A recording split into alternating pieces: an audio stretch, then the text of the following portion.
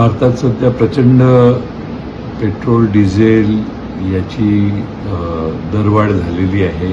सामान्य माणूस होरपळला जातोय आणि अशा परिस्थितीत केंद्र सरकारने आणि राज्य सरकारने हे स्वस्तात पेट्रोल डिझेल लोकांना मिळेल याच्यावर भर देणं आवश्यक आहे. म्हणून मी महाराष्ट्र सरकारला विनंती केलेली आहे की ही अभूतपूर्व परिस्थिती आहे, अशी पूर्वी कधी परिस्थिती नव्हती, की ज्यामुळे राज्य सरकारने देखील आपण आपल्या महाराष्ट्रातला डिझेलवरचा पेट्रोलवरचा कर जर कमी केला तर हे पेट्रोल डिझेल स्वस्त होईल आणि त्याचा परिणाम, त्याचा लाभ सामान्य नागरिकांना महाराष्ट्रात होईल.